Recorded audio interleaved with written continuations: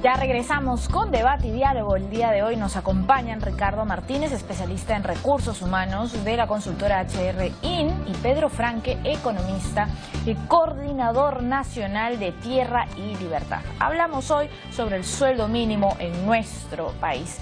¿Habrá alguna relación entre la formalización de las empresas y este sueldo mínimo? ¿Qué nos dice Pedro Franque?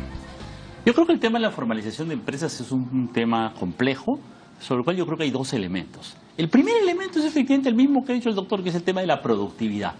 Empresas que tienen una productividad bajísima, como quien dice, mira, el ambulante que está en la calle con su carretillita, es muy difícil pues que sea formal, ¿me explico? Ahora, si nosotros ya tenemos una pequeña y mediana empresa que tiene una mayor productividad, que tiene una mayor tecnología, que logra exportar, que tiene un producto de mayor calidad, ahí estamos hablando de alguien que puede formalizarse. Yo creo que el primer elemento es cómo levantamos la productividad de ese universo de pequeñas y medianas empresas. Esto tiene que hacerse con dos elementos en realidad, ¿no? Yo creo que por un lado tenemos que buscar establecer cadenas de valor agregado y cambio tecnológico. Yo creo que ese es el principal elemento para el aumento de la productividad, ¿no? Yo creo que hay un elemento adicional de soporte que es el trabajador que tiene que estar capacitado, ¿no? El trabajador que tiene que poner de lo suyo, pero lo fundamental es la tecnología y las cadenas de valor agregado, ¿me explico? Que es como quien dice, mira, y la persona que efectivamente tiene su puestito con unos cuantos chicles vendiendo en la calle, ¿qué tecnología le vas a poder aumentar? ¿Me explico? No hay forma, ¿no? Tienes que pasar a tener otro tipo de productos de mayor calidad, tienes que pasar a producir cosas en la industria, tienes que pasar a producir pues servicios de mayor calidad, tienes que pasar a la agricultura, al turismo, con una mayor modernización tecnológica. Y en el momento en que a partir de ese cambio tecnológico entrar a nuevos productos con mayor valor agregado, con mejores precios, con mejor conexión internacional, ahí vas formando empresas que son más sólidas, que tienen una mejor relación laboral y que tienen una productividad que te permite ser formal y pagar el sueldo mínimo. ¿Me explico? O sea, insisto, digamos, como que el carretillero de la esquina no va a poder ser ni formal ni pagar el sueldo mínimo, ninguna de las dos cosas. En el momento en que su productividad aumente, va a poder ser formal y pagar el sueldo mínimo. Y el tema de la formalidad, por cierto, claro, el ser formal, la gente que dice la remuneración mínima puede ir en contra de la informalidad. Mira, yo creo que el tema de ser formal es principalmente el tema tributario y de la seguridad social y del crédito, ¿me explico? O sea, una persona no deja de ser, no se mantiene en la informalidad por el salario mínimo, la gente se mantiene en la informalidad porque no quiere pagarle a la SUNAT, no sé si me explico, ¿no?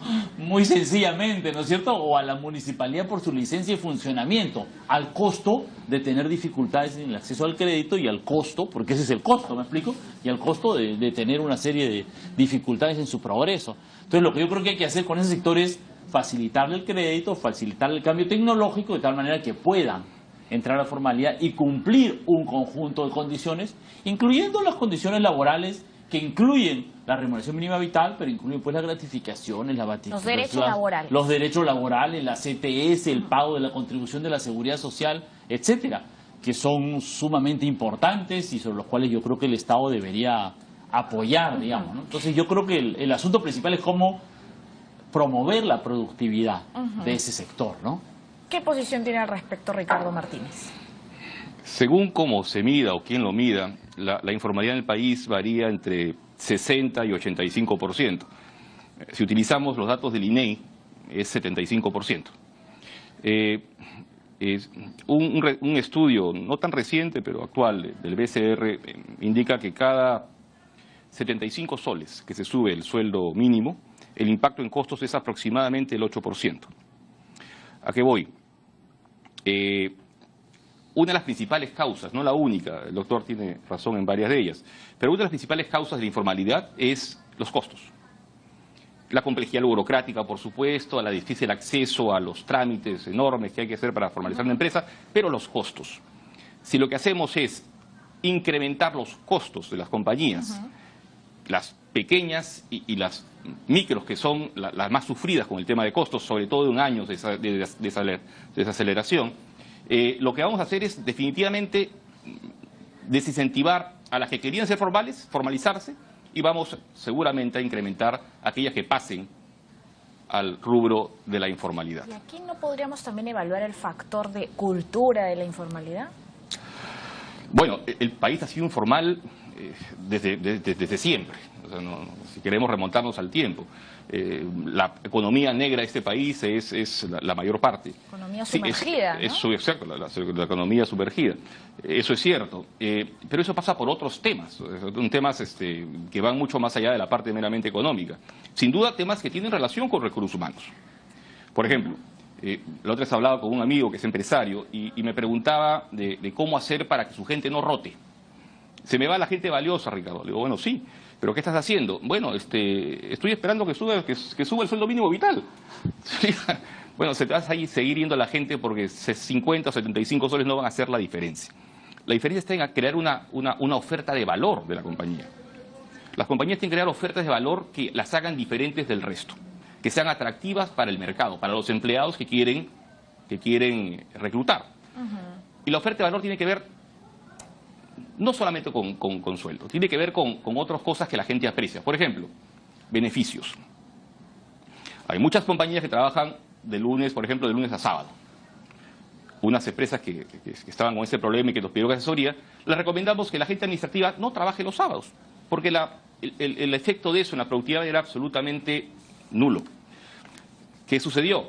Mejoró su posición de ventaja con los empleados a través de una mejor oferta de valor y definitivamente también incrementó la fidelidad del empleado para la compañía.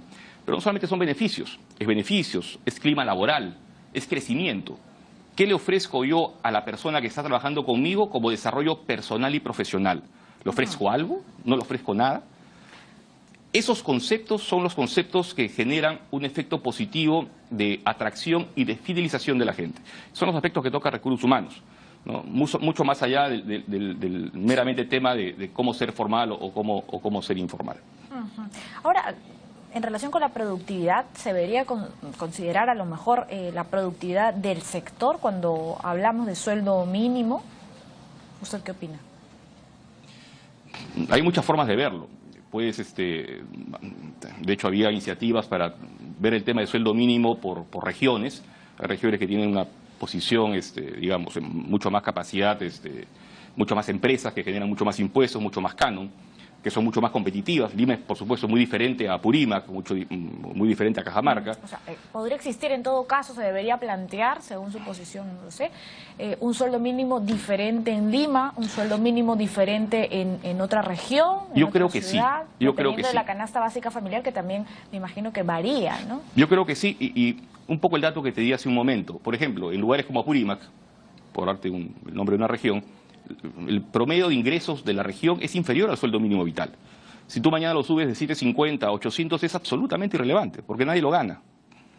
En regiones como esa debería haber un sueldo mínimo diferenciado, en función a la capacidad, por supuesto, de la región, en función a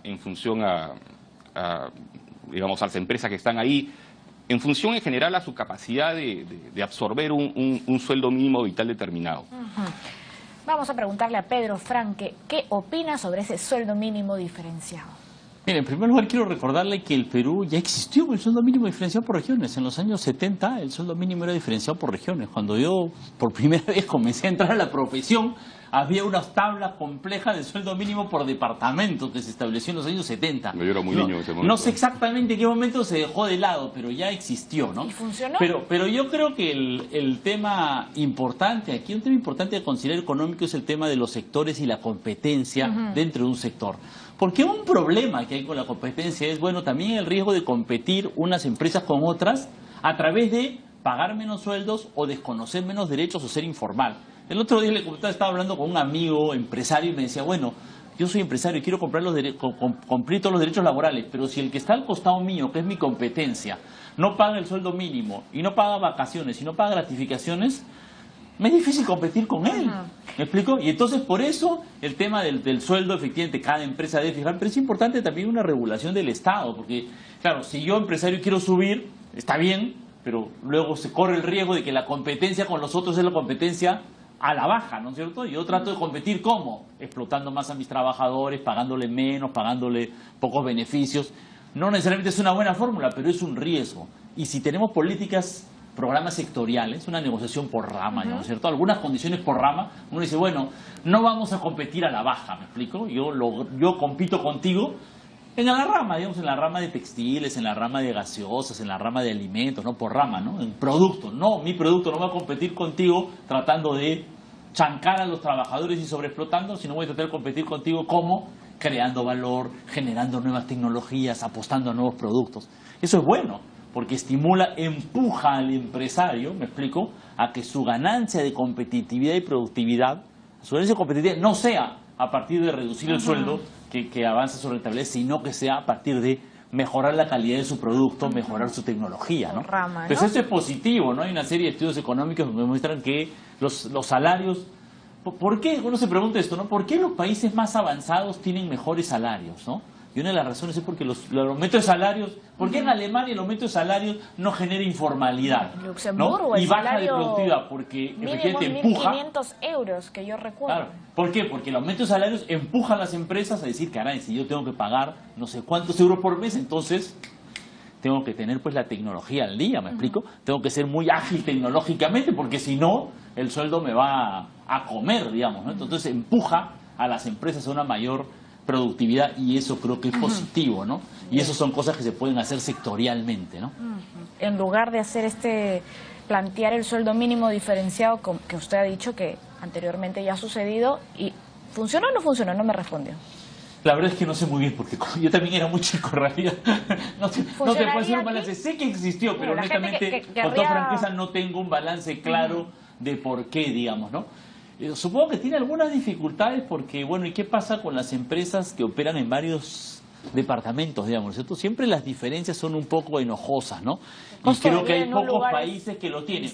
Pero con toda honestidad, yo no he estudiado el tema en detalle de qué consideraciones y qué balances hizo en los años 70 como para eliminar el sueldo mínimo. Vamos a aprovechar y vamos a leer algunas preguntas de nuestros seguidores. Muchísimas gracias por escribirnos en las redes sociales, en el Twitter y también en el Facebook. Así que pasamos a dar lectura a todas estas consultas e interrogantes que tienen detrás de nuestras pantallas, ¿no? Fabiola Núñez, ¿por qué no nos concentramos en elevar la competitividad más que hablar del sueldo mínimo?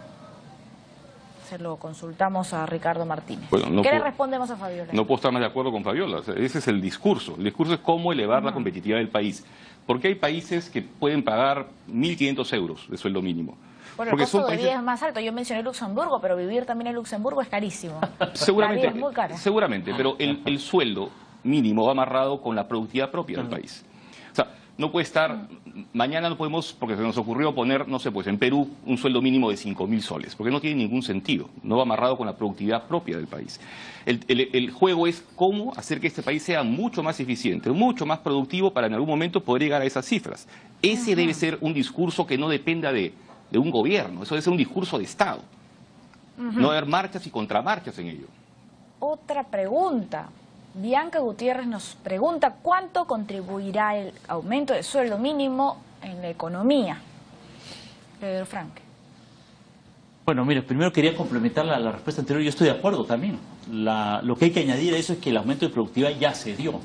Y los trabajadores que antes tenían 30% del Producto Bruto Interno ahora tienen 21% del Producto Bruto Interno, lo cual muestra que ha habido aumento de la productividad y el salario se ha quedado atrás. ¿Me explico? Entonces, lo que hablamos de aumentar los salarios es justo el discurso, solo que efectivamente no se ha cumplido. ¿Me explico? Ha habido aumento de la productividad y los salarios se han quedado atrás. Es momento de recuperar, ¿no? Ahora, ¿cuánto va a afectar el salario mínimo en la economía? En realidad, bueno, primero hay que saber cuánto se va a aumentar, ¿me explico? Depende de qué aumento haya, ¿no? En segundo lugar, yo creo que también depende de otras variables en la economía. Es difícil verlo aisladamente, ¿no? Como dice el doctor, digamos, el efecto de un aumento del salario mínimo mediano, digamos, ¿no es cierto?, a 1.000 soles, yo creo que es un aumento, será pues 0,5%, 1%, 0,5% será del PBI sobre la demanda. No tendría que ser los números, ¿no? Pero no es una cuestión demasiado grande. Ahora, el gobierno está calculando un impulso fiscal para este año de un 2% del PBI, ¿no? Entonces, digamos, aquí se puede añadir un poquito más, digamos, ¿no? Depende efectivamente de cuánto se aumenta el salario mínimo y de si hay posibilidades, si se facilita o no de que eso impacte en el resto de salarios. ¿Me explico? Si tú consideras solamente el aumento exclusivamente sobre la franja del salario mínimo, el efecto es menor. Pero es probable que esto pueda tener un efecto un poco mayor sobre los que están un poco más para arriba, ¿no? Otra consulta. Raúl Medina, muchas gracias por escribirnos y por ver el programa. Nos dice, al subir el sueldo mínimo, ¿no subirían las cosas haciendo que lo que uno gana sirva para lo mismo? Ricardo Martínez. Mira, es tan poco relevante la incidencia del sueldo mínimo en la economía. Estamos hablando que el sueldo mínimo lo perciben 180.000 personas, aproximadamente. Digamos que el aumento sea de 50 soles. Multipliquemos 180.000 por 50 para tener alguna idea de más o menos cuál va a ser el dinero que va a fluir a la economía. Para una economía de 200.000 millones de dólares como la nuestra es absolutamente irrelevante. Entonces, yo diría que no. O sea, el efecto, a nivel de consumo es prácticamente cero.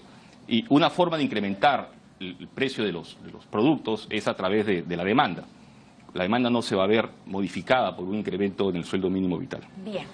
Claudia Adela nos escribe, yo pago formalmente a la señora que hace las labores en mi casa, si aumentan el sueldo mínimo ya no me alcanzará para pagarle. Pedro Franque, ¿qué le podemos comentar en todo caso a Claudia Adela? Lo que podría ser, digamos, como en otros casos, es complementar eso con otras formas de remuneración o de trabajo, ¿no? Tal vez lo que pueda hacerla con esa señora es contratarla menos horas o ver alguna otra forma de hacerlo, ¿no? Ahora, yo creo que si le está pagando 750 soles, digamos, yo no creo que sea tan dramático el aumento. Como digo, el aumento del sueldo mínimo, digamos, el sueldo mínimo está congelado hace 3 años, ¿no? Entonces, digamos, si le está pagando lo mismo hace 3 años y los precios han aumentado, yo creo que debería tener en consideración ese elemento, ¿no? Me parece que es lo justo. Y también para Pedro Franque, nos dice Eric SCH, si sube el sueldo mínimo, ¿deberían subir también otras o las demás remuneraciones? Yo creo que sí, pero déjame complementar una cosa que dijo el doctor antes también, ¿no? Este tema de que tú le preguntaste, ¿el salario mínimo va a afectar la inflación? El Banco Central de Reserva ha estudiado en algún momento ese tema. ¿Por qué? Porque bueno, el BCR tiene el mandato constitucional de vigilar por la estabilidad de precios. Entonces, en algún momento ha hecho estudios, porque en otros países también se estudia, ¿no? En Estados Unidos y otros sitios se discute, bueno, y ahorita la presión salarial va a generar una presión de precios y para eso se han hecho algunos estudios sobre el tema. Y precisamente por eso es que hace varios años el BCR dijo, no, miren, lo que pasa es que ya ha aumentado la productividad. Entonces, si ya ha aumentado la productividad, un aumento de sueldos no va a generar un efecto sobre la inflación. No sé si me explico, ¿no es cierto? Efectivamente, el doctor tiene razón. ¿Qué pasa? Si la productividad no aumenta, estamos produciendo lo mismo y aumentan los sueldos, ahí efectivamente hay una presión de costos, hay un efecto de la presión de demanda, pero un efecto de la presión de costos, ¿no es cierto? Pero la presión de costos depende de la productividad. Si tu productividad aumenta, ¿no es cierto?, puedes aumentar los salarios sin que eso genere un aumento de los precios porque ya estás produciendo más por cada trabajador. Bien. ¿Me explico? El que produzca más por cada trabajador tiende Listo. a permitirte que no eleve los precios. Listo, vamos a leer finalmente algunos comentarios en el Twitter y también en el Facebook. Ingeniero 1974 nos escribe, sí debe subir cerca a la canasta esta remuneración mínima vital. Además, podría tener escalas de acuerdo al tamaño de las empresas, así sería más realista. Luego, Marco Ato nos dice, sí debe aumentarse esta remuneración mínima siempre y cuando esté acorde a la situación para que la inflación no se exceda. Más comentarios. Oscar Enrique, debería subir el sueldo mínimo porque sería un monto fijo que uno sabe que siempre recibirá. Silver Jorge, sería inconveniente. En nuestro país la gran mayoría son microempresas y muchas quebrarían. Luego Martín Versión, se les debería dar bonos de producción y capacitación permanente a los trabajadores. Higinio Salas, ambas cosas, muchas veces lo que ganan no se acerca al sueldo mínimo. Hablamos de aumento de remuneración mínima vital y también de incentivos. Estos incentivos irían de acuerdo a cada empresa. Bien, estos han sido los comentarios en nuestras redes sociales. Un poquito de todo, siempre nos gusta leer todo lo que opinan nuestros televidentes y también hacer las preguntas respectivas a los especialistas para que todos en casa pues tengan solucionadas estas consultas. Muchísimas gracias a ambos por su participación en el programa. Gracias a Ricardo Martínez, especialista en recursos humanos de la consultoría HRIN, y a Pedro Franque, economista, coordinador nacional de Tierra y Libertad. Gracias por estar aquí presentes. Gracias a todos los que nos ven, a los que nos siguen, a los que nos escriben a diario en el programa Debate y Diálogo. Y recuerde, como siempre, que el debate también es diálogo. Chao, hasta el día lunes.